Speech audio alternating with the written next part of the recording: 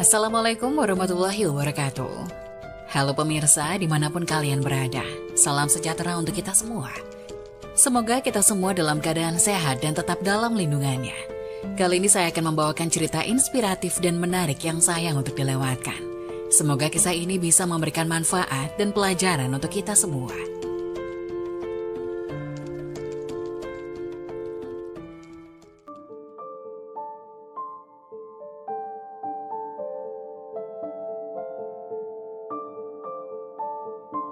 Masya Allah, dikubur 7 hari dan masih hidup, ia melihat kejadian aneh di alam kubur. Ternyata, dikisahkan bahwasanya ada seorang pemuda dari Bani Israel yang menderita sakit keras hingga parah. Berobat kemana saja hasilnya tetap nihil. Si pemuda tidak berhasil mendapatkan kesembuhan. Karena saking parahnya keadaan, ibunya mengucapkan nazar, jika anaknya sembuh dari penyakitnya, ia akan keluar dari alam dunia selama 7 hari. Setelah Allah Subhanahu wa Ta'ala memberikan anugerah kesembuhan kepada anaknya, ia tidak dapat melaksanakan nazarnya sebab tidak mengetahui bagaimana caranya keluar dari alam dunia.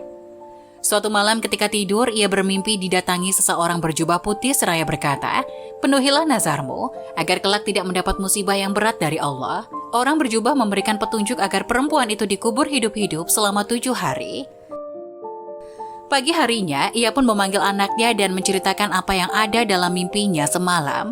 Lantas memerintahkan anaknya agar menggali kuburan di tengah-tengah perkuburan umum dan menguburkannya. Si anak kemudian melaksanakan perintah dari ibunya. Ketika ibunya sudah turun ke liang kubur, ia berdoa, "Wahai Tuhanku, aku telah melakukan kewajibanku, melaksanakan nazarku, maka lindungilah aku di dalam kubur dari segala mara bahaya." Selesai berdoa, anaknya menutup kuburan itu dengan tanah kemudian pulang. Di dalam kuburan, perempuan itu melihat cahaya memancar dari atas kepalanya. Setelah dilihat, ternyata ada lubang seperti jendela. Diintipnya lubang tersebut. Alangkah terkejutnya ia melihat ada taman besar. Di dalamnya ada 2 orang perempuan yang sedang duduk. Keduanya memanggil-manggil, "Wahai perempuan, keluarlah dari tempatmu dan bergabunglah dengan kami." Tiba-tiba lubang itu menjadi lebar sehingga ia pun menyusul mereka berdua. Ia mengucapkan salam kepada mereka berdua, akan tetapi mereka tidak menjawab salam. "Kenapa kalian berdua tidak menjawab salamku?" Kedua perempuan tersebut menjawab, "Mengucapkan salam adalah sebagian dari ibadah dan kami sudah tidak dapat melakukannya." Saat mereka sedang duduk di tepi telaga sambil asik ngobrol, tiba-tiba ada seekor burung hinggap di kepala salah satu perempuan, lalu mengipasinya dengan kedua sayapnya. Burung lainnya hinggap di kepala perempuan kedua, lalu melukai kepalanya dengan paruhnya.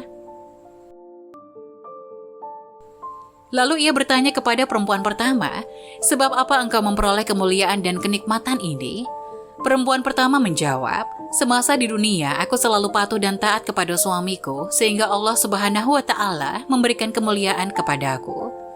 Lalu ia pun bertanya kepada perempuan kedua, "Sebab apa engkau mendapatkan siksaan pedih seperti itu?" Perempuan kedua menjawab, "Ketika hidup di dunia, aku tekun beribadah, namun aku durhaka kepada suamiku, sehingga Allah Subhanahu wa Ta'ala memberikan siksaan pedih seperti yang engkau lihat. Suamiku tidak meridhoiku sampai meninggal dunia hingga saat ini. Oleh karenanya, jika engkau telah kembali ke dunia lagi, maka sampaikanlah minta maafku kepada suamiku. Barangkali suamiku berkenan memaafkanku dan meridhoiku." Setelah 7 hari lewat, 2 perempuan itu berkata, "Berdirilah dan masuklah ke kuburanmu, karena anakmu sudah datang menjemput." Ketika ia memasuki kuburannya, anaknya sudah selesai menggali kuburnya, kemudian mengeluarkannya dari dalam kubur dan membawanya pulang ke rumah. Sesampainya di rumah, berita tersebar luas bahwa dirinya masih hidup dan berhasil memenuhi nazarnya. Banyak teman-teman berbondong-bondong dan ingin mendengarkan pengalamannya.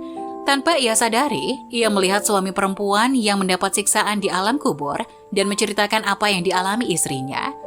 Perempuan itu memintakan maaf dan ridho kepada suami perempuan itu.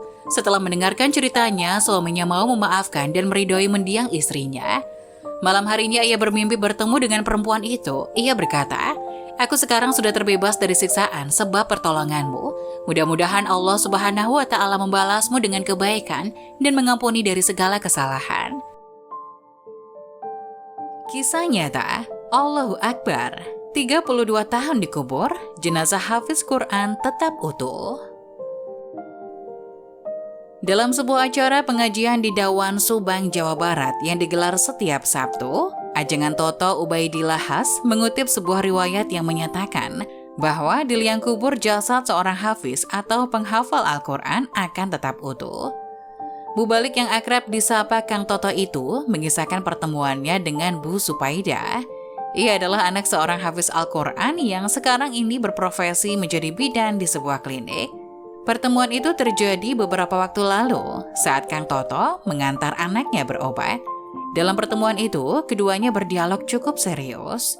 "Pak Ustadz, kira-kira kemana kalau mau mondokin anak ya?" tanya bidan Supaidah. Kang Toto itu menjawabnya dengan pertanyaan, "Memangnya ibu maunya di pesantren daerah mana?"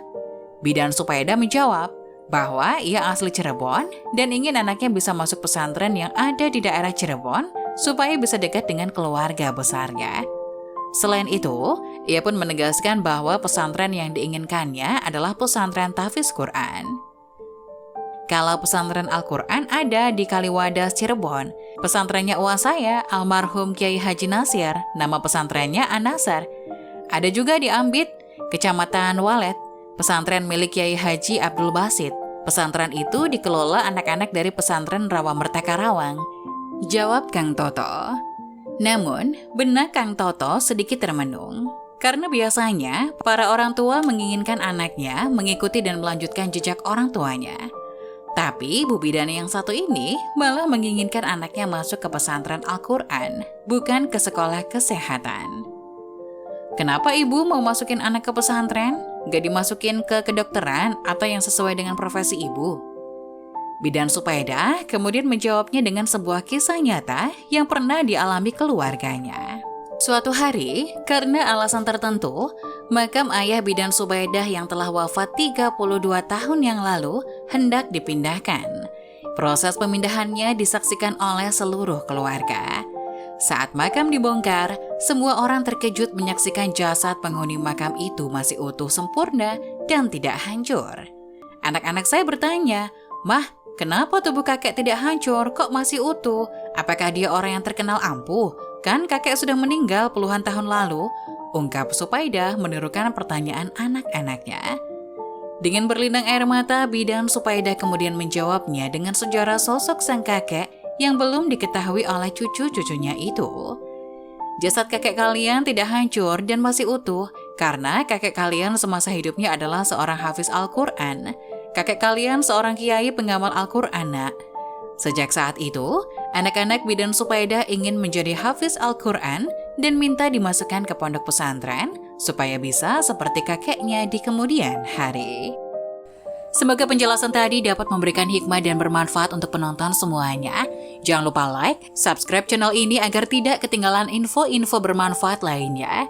Sekian dari kami, terima kasih. Wassalamualaikum warahmatullahi wabarakatuh.